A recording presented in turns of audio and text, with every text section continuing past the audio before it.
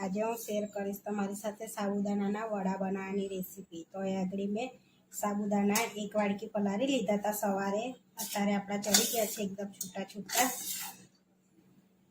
અહીંયા આગળ આપણે ફરારી સાબુદાણા બનાવવાના છે। અહીંયા ફરારી સાબુદાણા બનાવવા માટે અહીંયા બાફેલા બટાકા એડ કરીશું થોડા।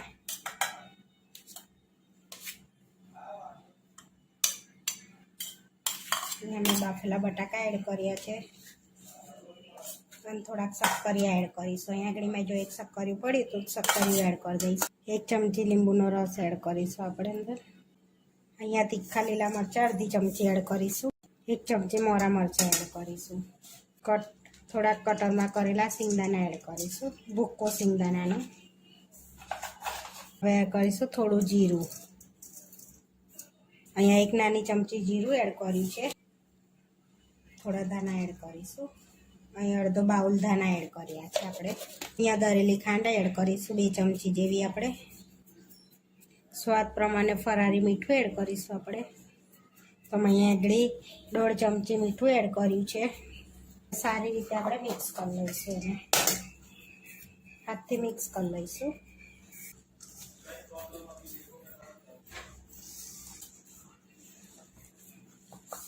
રીતે આપણે માવો તૈયાર કરી લઈશું સાબુદાણાના વડાનો।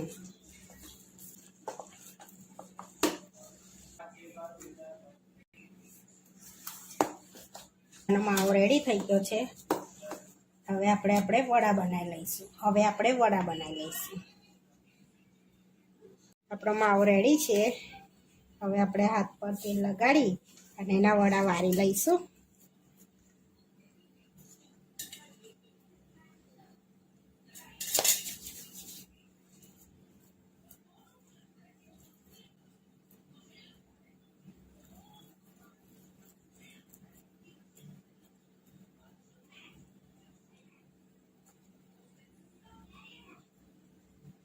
આ રીતે વડા વાળી લઈશું આપણે।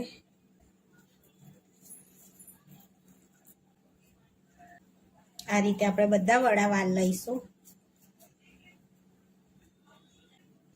આપણે આ રીતે બધા વડા બનાવી લીધા છે। હવે આપણે તળી લઈશું એને। હવે તળવા માટે આપણે તેલ લઈ લઈશું। અહીંયા મેં તેલ લઈ લીધું છે। હવે ગરમ થવા દઈશું આપણે એને। અહીંયા આપણું તેલ ગરમ થઈ ગયું છે। હવે વડા તળી લઈશું આપણે।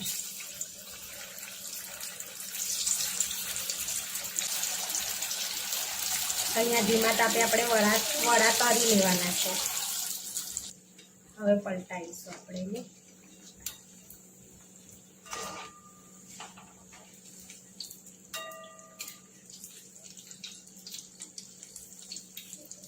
ફરી પલટાઈ લઈશું આપણે એને। થવા દઈશું આપણે। ગોલ્ડન બ્રાઉન થઈ જાય એકદમ બ્રાઉન ત્યાં સુધી તળાવા દેવાના આપણે। આ રીતે બ્રાઉન કલરના થવા દઈશું। હવે આપણે એને કાઢી દઈશું। તો ઉપરથી ક્રિસ્પી અને અંદરથી પોચા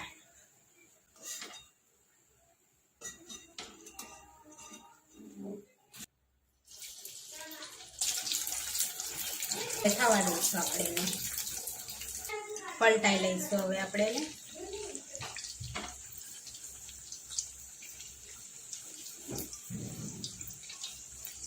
આ રીતે નીચે ચોંટી જાય તો તબેથાની મદદથી આપણે ઉખાડી શકીએ છીએ આ રીતે।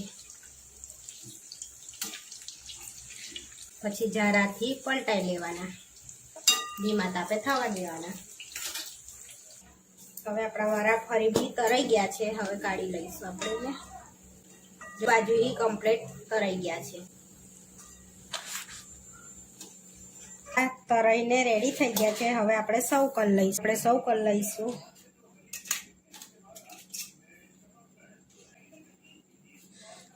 વડા, ગ્રીન ચટણી ને દહીં સાથે આપણે સર્વ કરીએ છીએ। ટોમેટો કેચઅપ સાથે બી સર્વ કરી શકાય। આપણા સાબુદાના વડા બનીને રેડી થઈ ગયા છે। આવા વિડીયો જોવા માટે મારી ચેનલને સબસ્ક્રાઈબ કરો, લાઈક કરો અને શેર કરો। તમે જરૂરથી ટ્રાય કરો અને ફરી મળીશું નવા વિડીયોમાં।